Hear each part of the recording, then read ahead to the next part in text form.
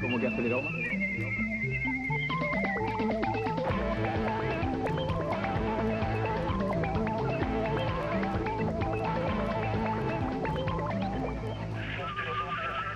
Y a su vez... Le dijo, no te puedo creer. Él abrió la puerta para asegurarse y se dio cuenta que en realidad era así, que estaban elevados 6 8 metros. Le dijo, no te puedo Mira hacia creer. adelante. Yo dije, es una nave, ¿ya?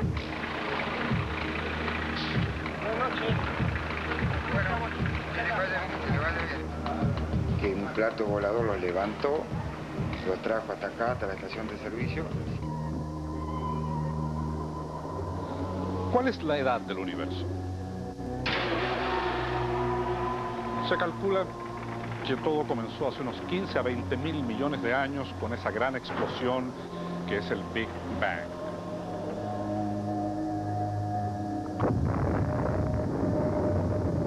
Ahora, los científicos calculan que nuestro sistema solar y por lo tanto nuestro planeta data de unos 4.600 millones de años.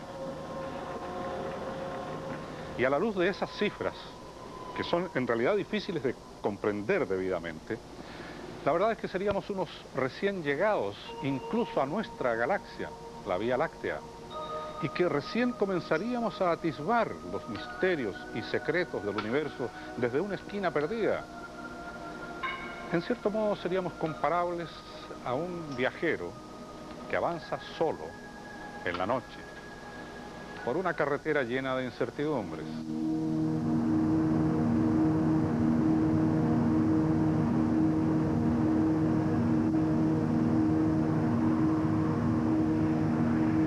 El caso de los automovilistas que dicen haber sido objeto de abducciones en plena carretera constituye todo un mundo aparte dentro del fenómeno ovni.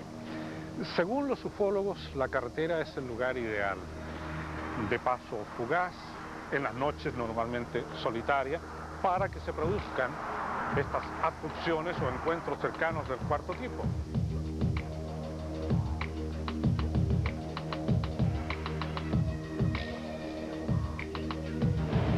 En 1978, durante el rally La Vuelta por América del Sur, dos chilenos que participaban en él, automovilistas, dijeron haber vivido una experiencia que concitó el interés de toda la prensa. Según ellos, fueron interceptados en plena carretera por un ovni que los levantó del suelo con su vehículo. Nosotros, a 20 años de ese acontecimiento, hemos buscado a los protagonistas, a testigos y rastreado cualquier evidencia respecto a lo que verdaderamente sucedió en esa ocasión.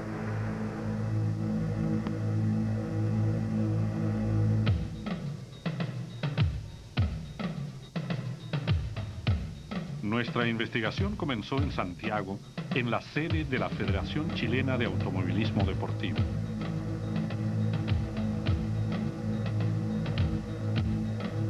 Su gerente, Pietro Morales, nos ayudó a reconstruir cómo fue el rally de 1978. Era lo que se denominó la Vuelta a América del Sur, que lo organizó el Automóvil Club Argentina a través de su comisión deportiva, que ha sido una de las carreras más interesantes que sin lugar a dudas se han realizado en América en cuanto a resistencia, en cuanto al kilometraje que recorrieron los vehículos participantes. La competencia, que partió el 17 de agosto y terminó el 24 de septiembre del 78, se corrió en momentos en que los gobiernos militares de Chile y Argentina enfrentaban un largo conflicto diplomático por las islas del Canal de Beagle. Los pasos fronterizos estaban muy vigilados y la tensión en el sur era evidente.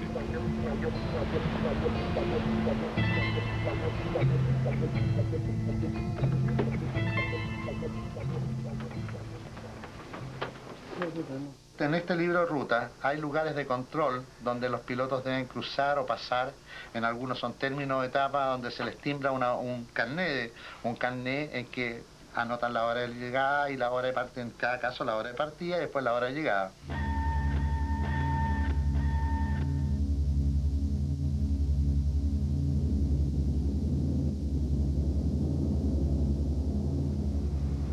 Un extraño incidente se habría producido en territorio argentino mientras avanzaban de sur a norte rumbo a Buenos Aires, cuando estaban en el kilómetro 808 de la ruta, entre la ciudad de Viedma y un pequeño pueblo llamado Pedro Luro, 1 hora al sur de Bahía Blanca.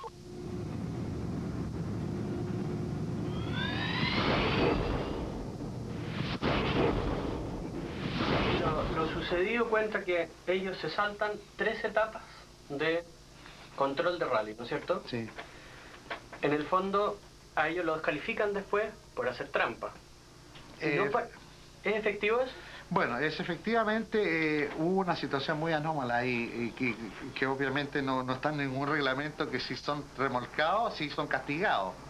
En este caso, se pensó que habían sido que ellos, o que no tomaron la ruta que está planificada dentro del libro de ruta, digamos. Yo personalmente pienso de que el tratar de evitar algunos de los recorridos era muy difícil, sobre todo cuando se está en territorios que se desconocen.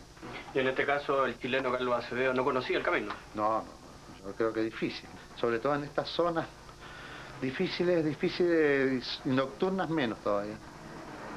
Se juega con los minutos en forma muy estrecha, con los segundos inclusive, entonces de que se hayan acortado tiempo es difícil realmente, difícil. Rezando la prensa argentina, descubrimos que hubo 2 testigos que estuvieron con los pilotos chilenos inmediatamente después de lo que narran. Y al cabo de 3 meses de búsqueda y contactos telefónicos, aceptaron recibirnos.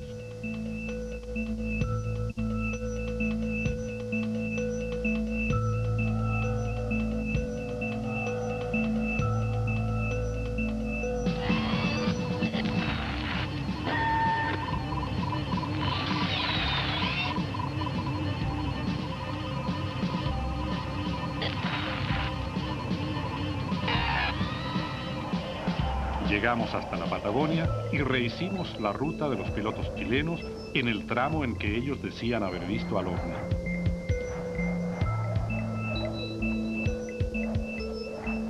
Comprobamos al menos que en esa zona de terrenos desolados, quien se salga del camino corre el riesgo de extraviarse.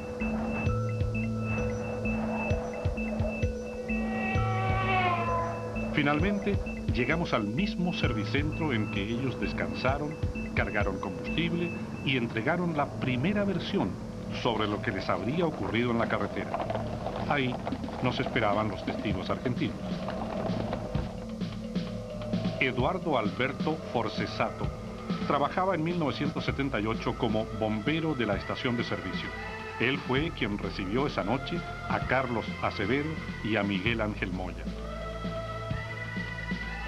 Sabía que había un rally internacional que era creo que de Mendoza, Chile, iban al sur y por Ushuaia y subían hacia Buenos Aires. Era lo único que sabía. Y que esa noche más o menos el horario de pasada era entre las 10 y las 12 de la noche. ¿Y cuáles fueron los primeros realistas en pasar? Fueron esta gente, estos muchachos de Chile que aparecieron ahí. Entraron de ese lado, pararon en la playa muy asustados y se bajó uno corriendo y me dice, vos sabés que salimos de Viedma, al cruzar el puente de Viedma hacia acá, se nos quedó el auto en una luz toda blanca y de ahí no nos acordamos más nada. Cuando nos damos cuenta estamos pasando el río acá.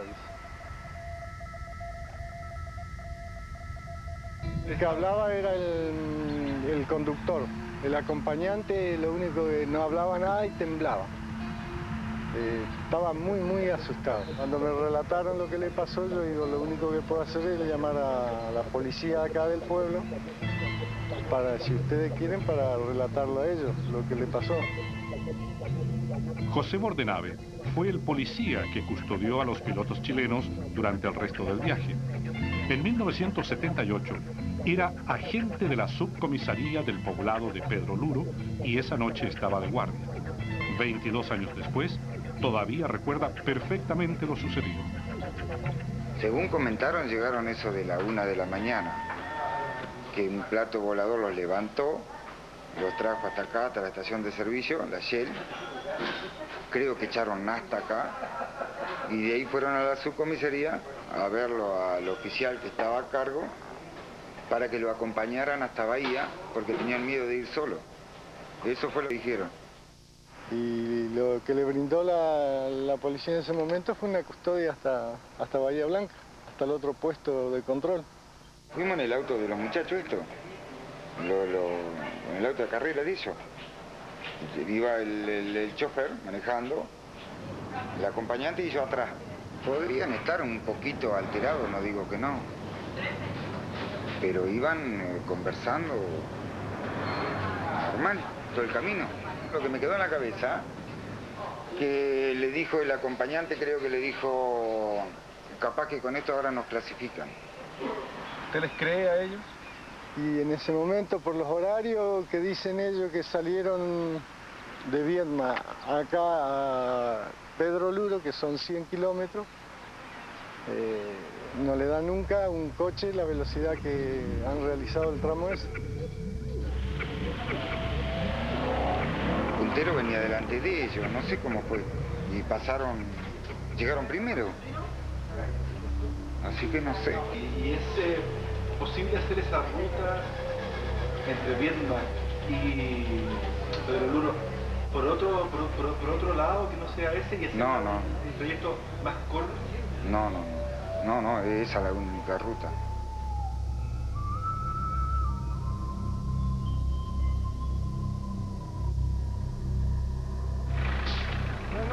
Dejamos la soledad de la Patagonia y regresamos a Santiago. El piloto Carlos Acevedo falleció en 1987 en un accidente de tránsito y sus amigos lo recuerdan no solo como deportista, sino también como empresario gastronómico y del calzado. Su hija Natalie, hoy de 28 años, aunque era apenas una niña en la época del rally, conserva el recuerdo de las conversaciones que hasta cumplir los 13 años tuvo con su padre sobre lo que pasó esa noche en la carretera de la Patagonia Argentina. Esto es una cosa que pasó hace muchos años atrás, en realidad es como bien difícil quizás de explicarlo, porque mi papá también le costaba explicarlo con palabras, porque si tú sabes, ellos tuvieron una comunicación un poco telepática. Él solamente lo sabía dentro de su mente. Cosa difícil de poder explicarlo. Él siempre dijo que en un momento ellos estaban elevados porque el copiloto se dio cuenta. Incluso hizo una manifestación un poco... le dijo, oye, ¿sabes que estamos elevados 6 a 8 metros? Y le dijo, no te puedo creer. Él abrió la puerta para asegurarse y se dio cuenta que en realidad era así, que estaban elevados 6 a 8 metros. Cuando ellos traspasaron a la otra etapa, que era una ventana, se puede decir, porque ellos también pensaron que quizás era una ventana para poder traspasarse a otra dimensión, mi papá dijo que vio muchas luces. Eran luces y una calma, era una tranquilidad. Traspasamos ese horizonte, esa raya, y nos encontramos ante un mundo totalmente diferente, donde todo más bien es espiritual, donde nos encontramos que vemos todo, o sea, como una persona que tuviera un ojo circular, se ve hacia atrás, se ve hacia adelante, se ve hacia los costados. No hay paredes, no hay murallas, uno sabe que está ahí y es dueño absolutamente de todo. Cambió mucho su forma y su manera de pensar, se puso más sensible, más sensitivo. Mucho más, quizás, reflexivo. Yo lo siento de repente en mi cama, que está conmigo, siento su energía, lo siento detrás mío. Es una cosa muy especial.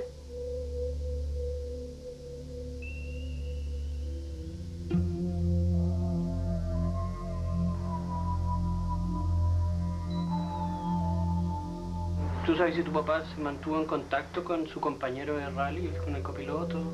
Con Miguel Ángel Moya. Yo creo que él también sabe muchas cosas. Y quizás a veces uno tiene miedo de contarlas. porque quizás tiene miedo a que la gente sepa lo que puede haber pasado o parecer loco ante la gente.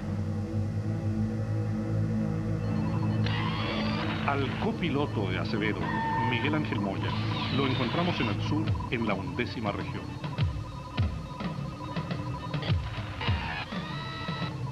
Insistimos con él durante más de un año, hasta que aceptó la entrevista, a pesar de que llevaba 2 décadas sin referirse al caso.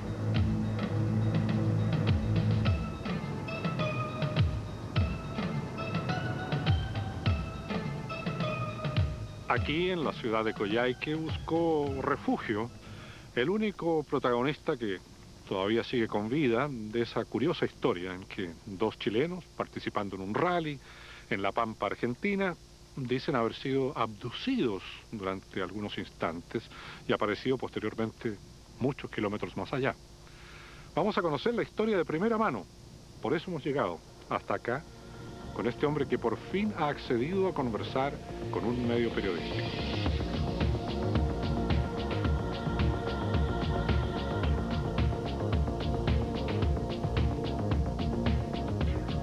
Miguel Ángel Moya es mecánico profesional, casado, una hija, hoy posee su propio taller. En 1978 tenía 18 años y trabajaba en una empresa que importaba repuestos para automóviles franceses. Fue entonces cuando se involucró en el rally Vuelta a América del Sur, porque en Arica conoció a los pilotos chilenos y aceptó participar en su condición de mecánico sin saber que terminaría siendo copiloto. A Carlos Acevedo le gustó el trabajo que yo hice, porque tenía un problema que no habían podido solucionar, yo lo solucioné en 15 minutos en el camino. Entonces le gustó, dijo, acompáñanos, y la verdad me autorizó mi jefe y seguimos con ello.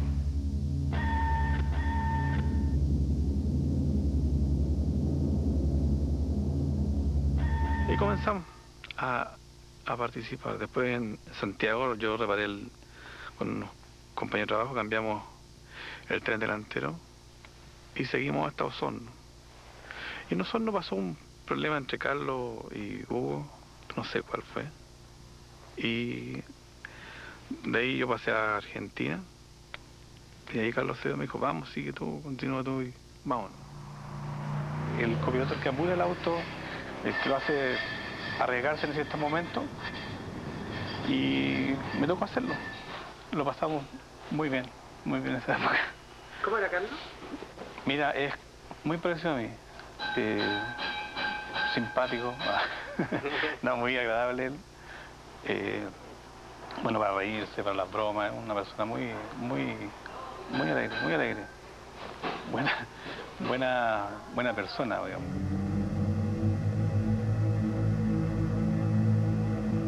¿Por dónde pasaron a Argentina? ¿Por Osorno? ¿Por ahí por el paso del Puyehue? Exactamente. Sin asfalto en esa época. Era parte del rally. Sí, del rally, sí. Eso era un tramo de enlace que se llamaba, que era Osorno-Bariloche el enlace. Ya. Y comenzó en Buenos Aires, hizo la vuelta completa, París, como te decía, Osorno, Ushuaí al final de Argentina, y después el Atlántico completo hasta Buenos Aires, ahí terminábamos. Y nosotros, un día, la verdad no me acuerdo la fecha, cargamos combustible en la noche, habíamos terminado de cenar, mal, pero habíamos comido igual, estábamos bien. Ya, ¿y entonces qué pasó?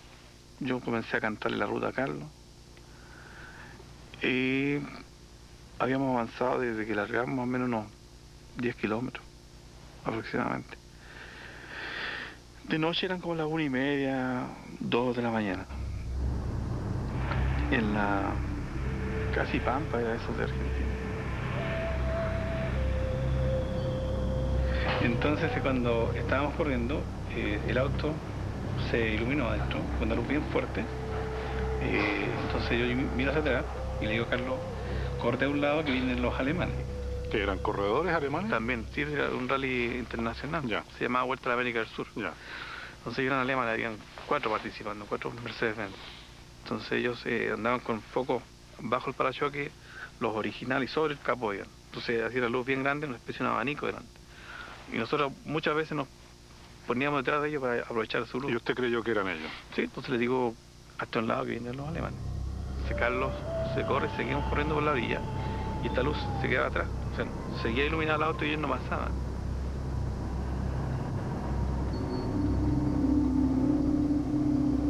Entonces Carlos, como ya pendiente de andar solamente hacia adelante, me dice, ¿qué pasa con esto? Que no nos pasa. Yo me vuelvo la cabeza, veo la luz y el auto se hace un tirón, como el despegue de un avión, entonces, pero fue hacia arriba. Y yo miré por la ventanilla, me agarro a la jaula antivuelco adentro y veo que hay 2 metros de altura del piso.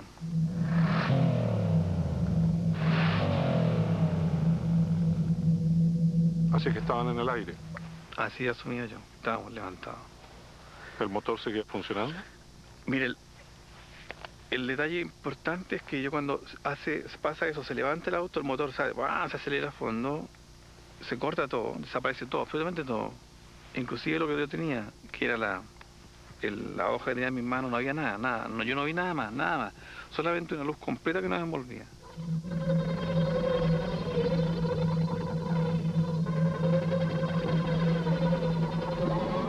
No voy a decir que me dio miedo, me dio terror. No sabía qué estaba pasando. Una mezcla rara de llorar, de desesperación, no sabía qué hacer, no sabía qué atinar, nada. Carlos gritaba, ¿qué está pasando?, decía. Me insultaba yo a él. Y después de eso, yo ya no se vio. Te puedo decir que lo que yo vi, no puedo decir lo que vio Carlos, porque Carlos lamentablemente no está con nosotros, pero él, no vi nada, la verdad. No me vi las manos, no vi el auto, no vi absolutamente nada. Lo único que sabía que yo estaba, y Carlos estaba conmigo. Después de eso aparece una gran cantidad de luz en un terreno, no sé en qué parte era, y un pasillo largo de unos 10 metros, más o menos, o menos puede haber sido, con puertas a ambos lados. Nosotros no íbamos caminando, sino que era como que fuéramos avanzando solamente.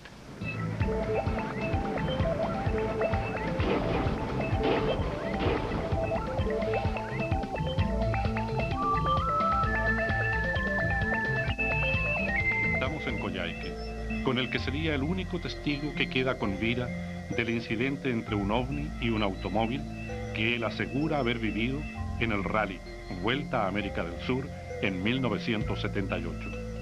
Miguel Ángel Moya dice que el auto en que viajaban él y el piloto Carlos Acevedo fue levantado por el aire y que, a medida que una luz cegadora los envolvía, empezaron a ver otras cosas. ¿Estuviste en una nave? Sí, seguro. ¿Por qué seguro? Porque no era algo donde yo había estado, imágenes que yo no conocía, cosas que no había visto jamás en mi vida. Dentro del pasillo habían puertas a ambos lados. Digo yo puertas porque pasaban luces del lado izquierdo al derecho y se cruzaban así. Casi todo sincronizado, porque cuando pasaba a la izquierda, pasaba a la otra. Se cruzaba justo siempre en el centro. Y nosotros avanzábamos eso. No sé si era de pie, no sé. Solamente sé que veíamos eso, que yo estaba ahí. O sea que mis ojos estaban ahí, yo estaba ahí. Pero yo no me veía, no me sentía yo. No sentía frío, calor, no sentía nada. Solamente yo sabía que estaba ahí. Sabía que Carlos estaba porque lo sentía y porque lo escuchaba gritar. ¿Gritar? Claro. ¿Qué pasa?, me decía. ¿Qué está pasando?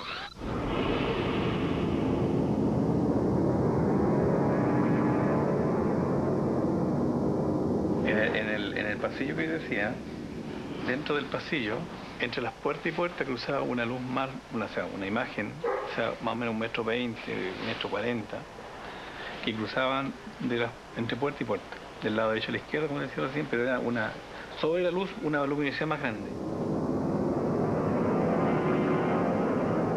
¿Y estas personas como de luz chicas se te acercaron? No, esos cruzaban solamente.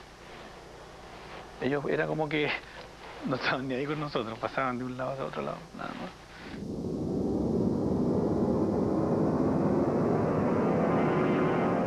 Llegamos al fondo y hay una especie de cuestión redonda, grande, no puedo decir cuántos metros, con una cúpula redonda, pero no era redonda por dentro, era como con hartos ángulos, distintos ángulos, porque yo miré hacia arriba. y había como un tablero colgando.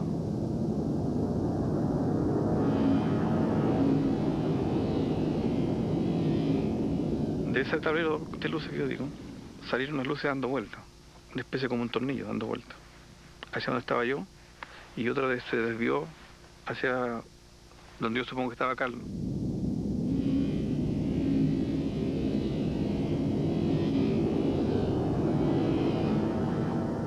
El sistema de las luces que iban circulando hacia nosotros. Yo recién lo acabo de ver cuando hicieron un programa en Televisión Nacional que se llamaba Enlace, parece que era, o algo de la vida, que parecía que era una, como las que daban vuelta. La cadena de ADN. Correcto. Entonces yo estaba en completo silencio, entonces Carlos me dice, ¿qué pasa? ¿Qué pasa, weón? Me dice. Entonces yo digo, entre nervioso que estaba y con miedo, le digo, parece que nos agarran los marcianos, weón. Fue por decir algo nomás. Y toda esta escena que estábamos viendo, todo este ambiente que teníamos, se perdió así, hizo un sonido bien especial y se desapareció toda la imagen que teníamos y volvimos a estar en el auto, a la orilla del camino, metidos hacia las piedras nuevamente, con el contacto abierto, motor parado.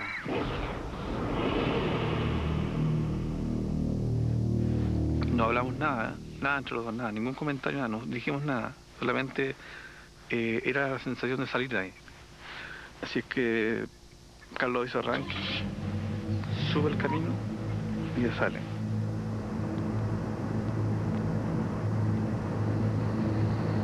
Anduvimos 3 metros, un poco más, 10 metros, calculo yo. Y el auto empezó, yo asumí, por mi experiencia de mecánico, no tenía experiencia de tiempo, y la falta de benzina. Entonces tiré el asiento, el respaldo del asiento hacia atrás, conecté la bomba eléctrica que teníamos atrás, abrí el estanque auxiliar y el encendido que teníamos de repuesto instalado dentro del auto. Bueno, el auto se recuperó y rajamos. Entonces le digo a Carlos, oye, estamos por llegar. Entonces me dice, no puede ser, pues frena. No puede ser. Yo le dije, mira, pero no, pues me dice, si estábamos aquí, salimos recién, mira la hora, son las, no sé, pues 2:10, y no puede ser, pues bueno. Tenemos que llegar como a las 4, 5 de la mañana. Y yo le digo a Carlos, no sé por qué quieres que te diga si estamos aquí, pues, estamos acá, no.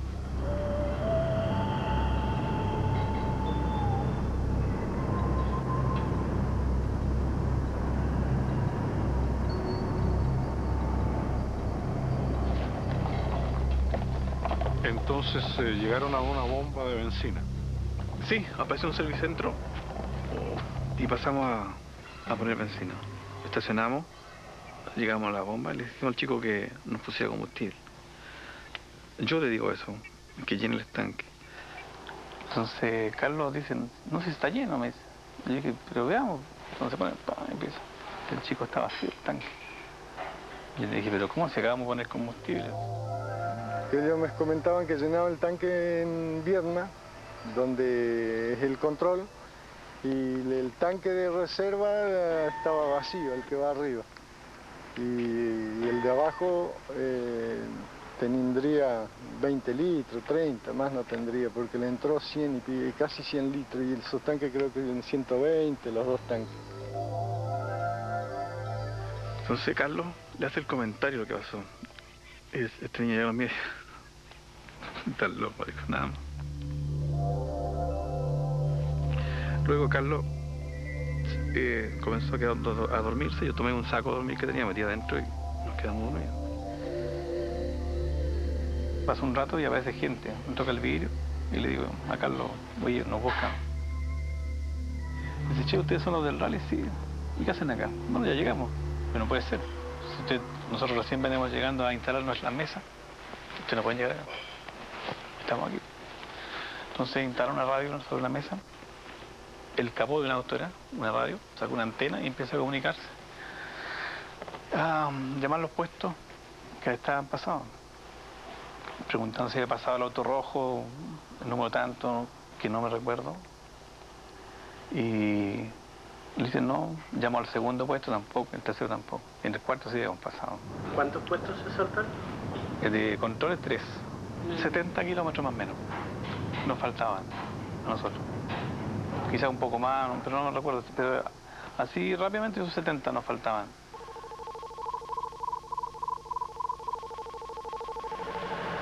Un tanque completo de combustible y nada más. Y eso fue todo lo que hubo. Pasó un rato, empezaron a llegar los otros vehículos, comenzaron a reclamar que nosotros habíamos hecho un corte, que habíamos pasado por el lado, y la gente, nosotros le mostrábamos que no había camino por donde hacerlo más corto, que el camino más corto era el que estábamos haciendo. Pasando un rato eso, ya de madrugada, 5 de la mañana, 6 de la mañana, llega un auto, un AMI 8, un Citroën AMI 8 que era argentino, que era azul, unos flacos altos. Y él dice, muy desesperado, contando que había quedado sin batería, sin combustible en el camino y que había una intensa luz y que no sabía qué había pasado. Toda la gente que estaba con él se da vuelta hacia donde nosotros estábamos y fueron a preguntarnos, que nos contáramos qué había pasado. Entonces ahí les contamos que había ocurrido eso, la luz, el asunto que estaba contando anteriormente. Y mucha gente nos creyó, ¿eh? En el momento se reían.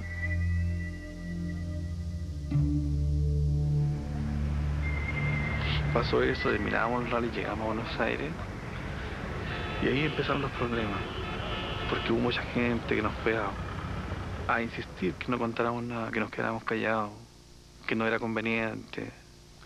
¿Qué gente?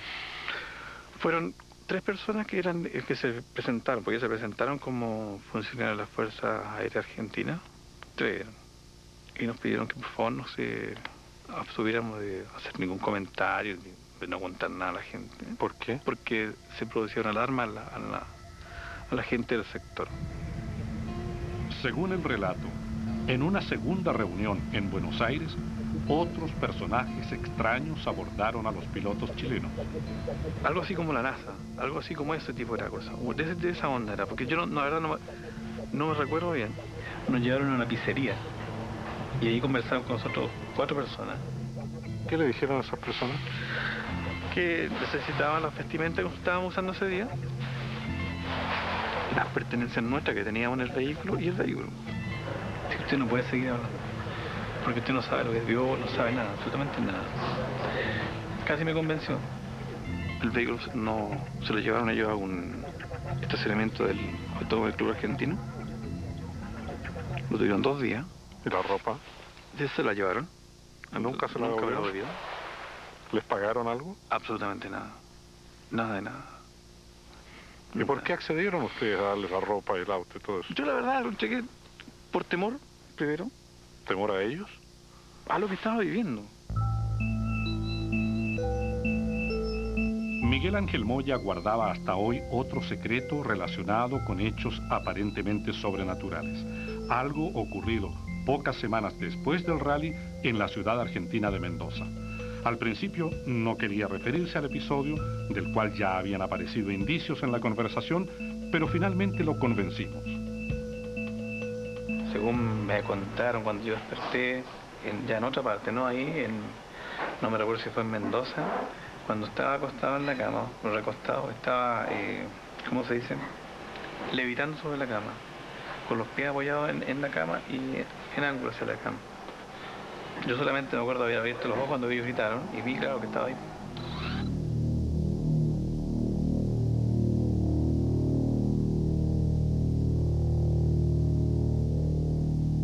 Eso lo vio Carlos. Claro, cuando él me despierta, cuando siento el movimiento en la cama, en la habitación, despierto y veo la cama ahí, separado de mí, y Carlos me está bajando con esta chiquita y me apoyan en la cama.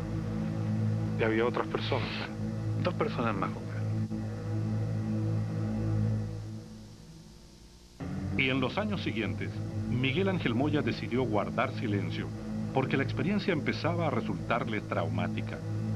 Se alejó de sus amigos y de la gente que se burlaba de su historia.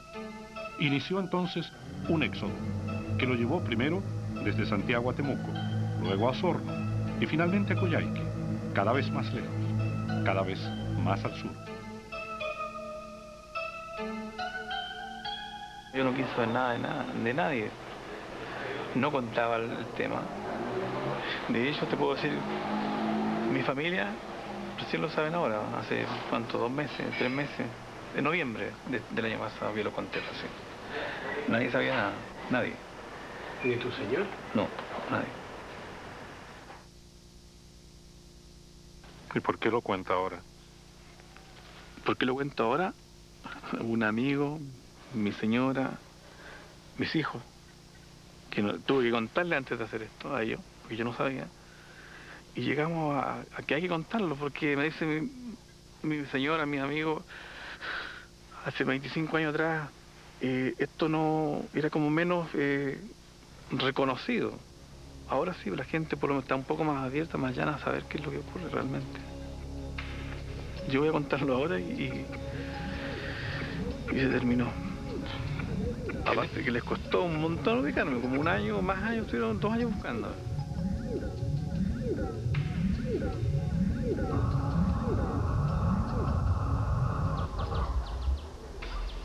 En octubre de 1982, Miroslava González Jadrillevich venía desde Río Gallegos a Punta Arenas, cuando justamente aquí, a la altura de esas instalaciones, que hoy son de Metanex, vio unas luces que le llamaron la atención.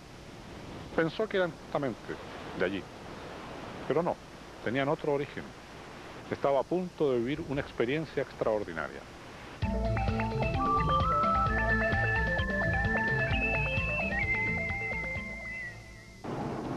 La investigación sobre denuncias de ovnis en la carretera nos conduciría pronto hacia un nuevo caso, esta vez en la ciudad de Punta Arenas.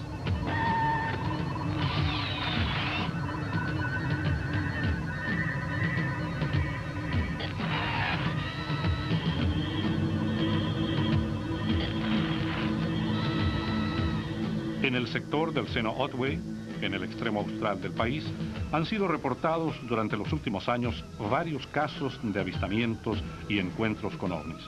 Por eso, por la frecuencia con que aparecerían los ovnis, la región de Magallanes es considerada por los ufólogos una zona caliente.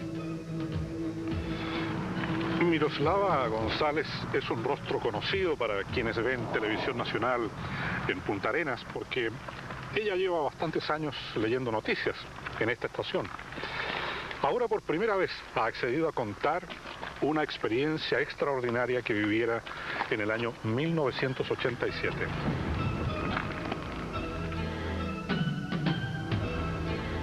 Casada y con 3 hijos, había mantenido en secreto hasta el día de hoy una experiencia que dice haberla involucrado a ella y a su primer esposo.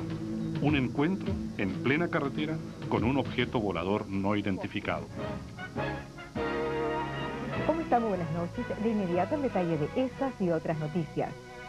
La empresa Metanex aseguró que su producción aumentará considerablemente durante... Tras un seguimiento iniciado en 1998 por nuestro programa, solo a comienzos del año 2000 accedió a contarnos su caso.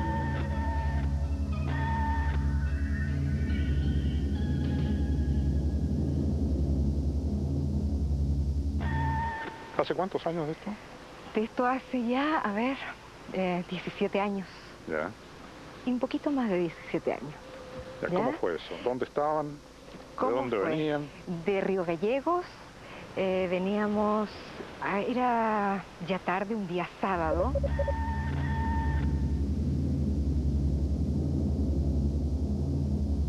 Veníamos de Río Gallegos. Un camino bastante, en ese momento, muy poco transitado, no como ahora, ¿no?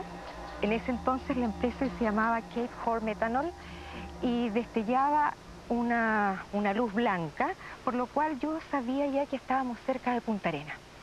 Entonces le digo a mi marido, ya nos queda poco tiempo, le digo yo, para llegar a la casa. Me dice, ¿qué hora es? Así que miro el reloj, le digo, son las 11:10. Ah, me dice, mira, a esta velocidad vamos a estar bien. Yo calculo que ya antes de las 12 estamos en la casa. Y fueron pasando las horas y ella no regresaba. Ya cuando se nos hizo un poco tarde, ya nos acostamos porque eran ya las 12 de la noche, la 1 de la mañana, pensamos que ella podía haberse quedado en Gallegos. De repente miro, manejaba y veo una luz rara que emitía lucecitas así rojas, azules, de repente se apagaban y hacía un destello, se me perdían y yo estaba bien interesada en mirar qué ocurría con esa luz.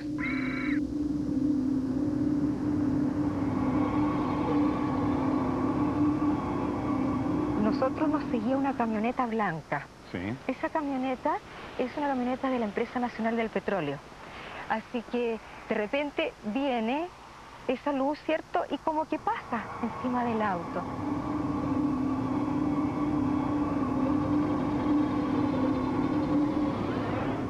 Yo le digo, pero detén el motor, porque si es un helicóptero va a hacer ruido y a su vez del ruido, ¿cierto? Tira el airecito que vamos, eso ya me va a dar la señal de que era un helicóptero. Entonces ya yo bajo el vidrio, ¿ya? Y saco la cabeza y miro hacia adelante. Nada. Y miro hacia atrás y veo esta camioneta de NAP que estaba detenida atrás nuestro a un par de metros también, con sus luces prendidas, supuestamente, bueno, viendo lo mismo que estaba tratando de buscar yo, cuando de repente saco la cabeza y miro hacia el cielo y me encuentro con esto tan, para mí, impresionante. ¿Qué era? Yo dije, es una nave, ¿ya? Era una nave rara. Yo le digo, mira, le digo yo lo que estoy viendo. ¿Redonda? ¿Era como un platillo? No, no, era una cosa así, era en forma triangular. ¿Ya? ¿Ya? Y yo la veía muy bien, por el hecho de que las puntitas de esto, por eso yo veía que era triangular. Las lucecitas destellaban y hacían los giros así. ¿Y estaba arriba de ustedes exactamente? Estaba suspendida, no justo arriba del auto, sino que como en diagonal. ¿A qué distancia diría? Mire, yo no sé si era tan grande o estaba tan bajo, porque era muy grande. Y con esas lucecitas que destellaba, yo pude verle, ¿cierto? Como quien dice, la parte de abajo de esta nave que me llamaba la atención, era como una cosa de acero. Y tenía toda una, como si le hubieran puesto perfiles de aluminio.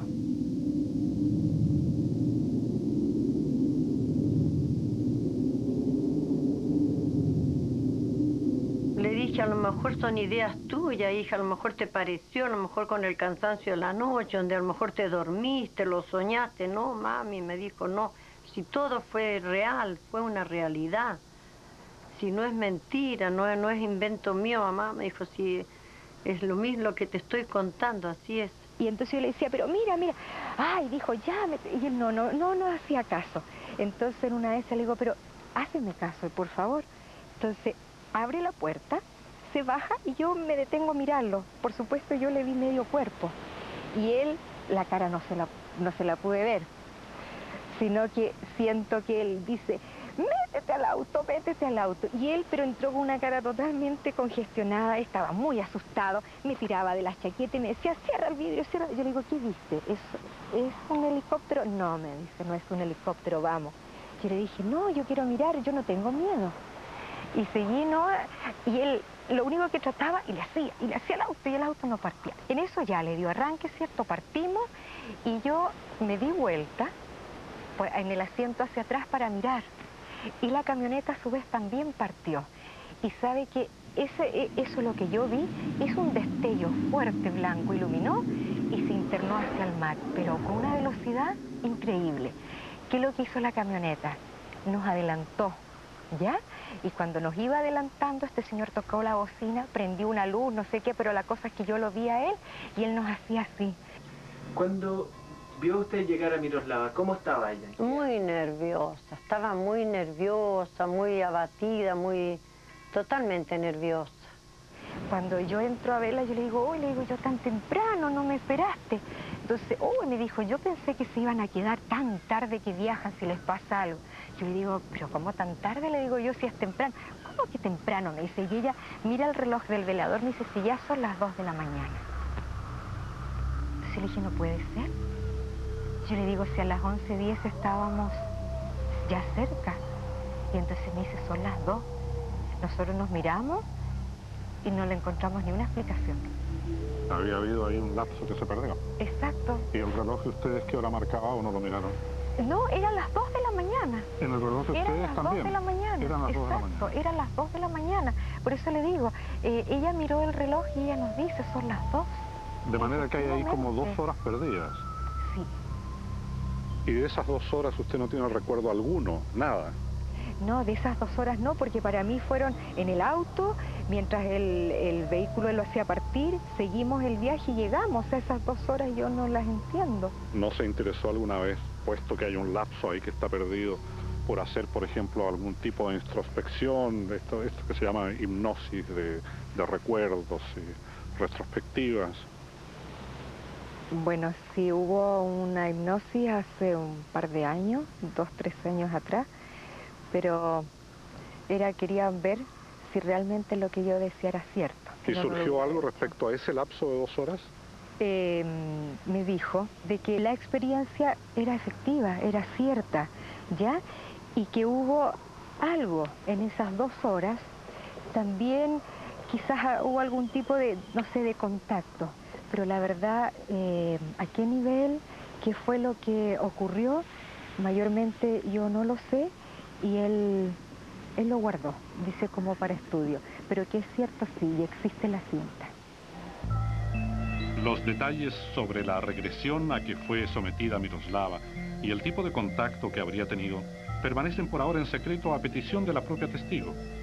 Quienes vieron el video del equipo de nuestro programa dicen que su contenido es de un fuerte impacto, pero solamente en el futuro, si ella decide revelar lo que ocurriera en aquellas 2 horas de tiempo perdido, será posible divulgar completa la experiencia que dice haber tenido en la carretera. Miroslava, sin embargo, ya ha dado el primer paso, que muchas otras personas que creen haber vivido algo similar prefieren mantener en el anonimato.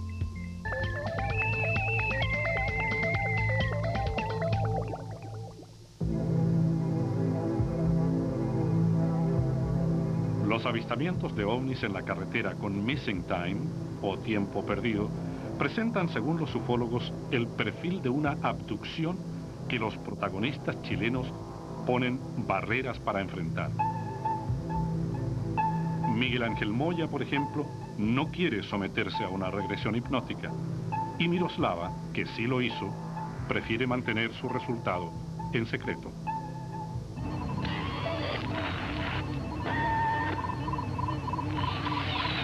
En el estado de California, cerca de la Universidad de Berkeley, nos recibió la psicóloga Virginia Bennett.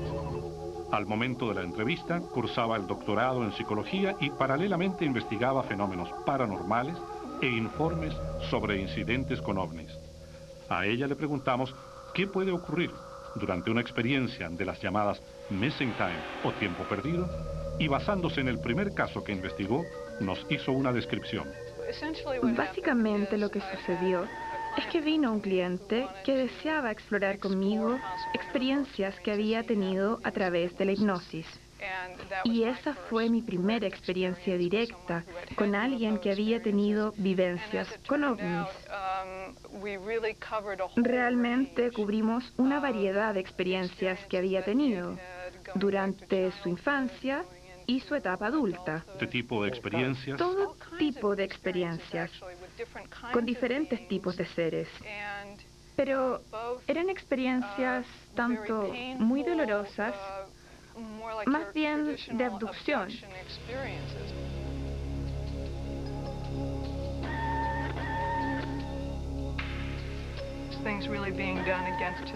Cosas que se le hacían en contra de su voluntad. Exámenes dolorosos como extracciones de su cuerpo. Situaciones muy traumáticas. Pero también más espirituales, más beneficiosas con seres extraterrestres o alienígenas. Y de hecho, había evolucionado con el tiempo y había logrado asumir las situaciones con los seres que le estaban causando daño y había podido cambiar esa experiencia.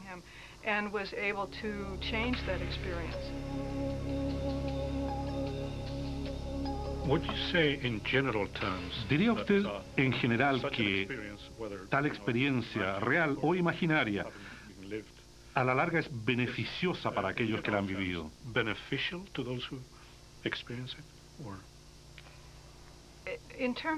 ¿Se refiere en términos de la experiencia en sí? En términos de cómo desarrollan su personalidad o espiritualidad. En lo personal, según la gente con la que he trabajado, diría que sí. Pero aún cuando la experiencia fue inicialmente perturbadora para ellos, a medida que la exploraron, tuvo un efecto beneficioso en su vida.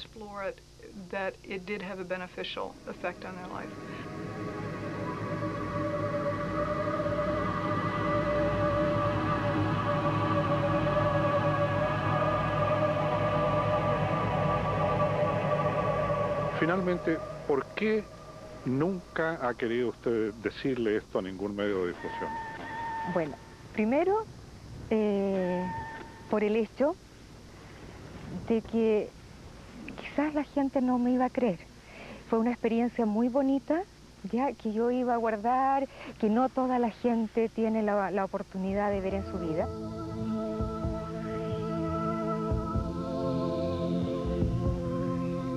Yo era el payaso de la fiesta, el peluzón. En todas partes me andaba riendo. Y luego eso no sé, pues cambiado. Las cosas las tomo más en serio. Y siempre estoy tratando de superar eso. Lo único que tengo ahora que antes no hacía era mirar el cielo. Yo salgo a mi casa, al patio y miro al cielo. Siempre, siempre, siempre, siempre, siempre.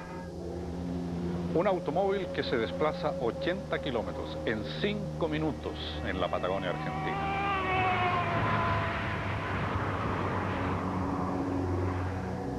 Un matrimonio chileno que ve un ovni con estructura metálica sobre sus cabezas en Magallanes.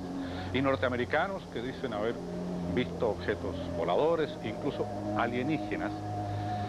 Nos enfrentan a un dilema con estos casos de carretera. Para los ufólogos, un dilema muy claro.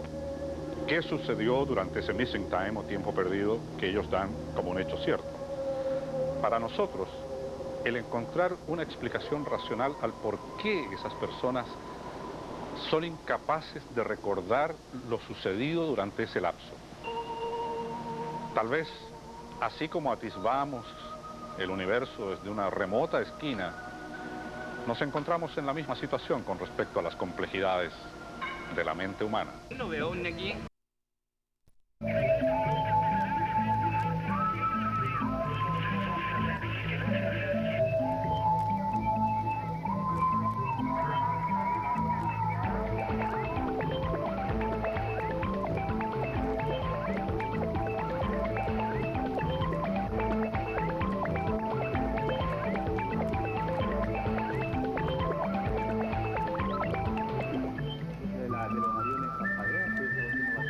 Como que aceleró más.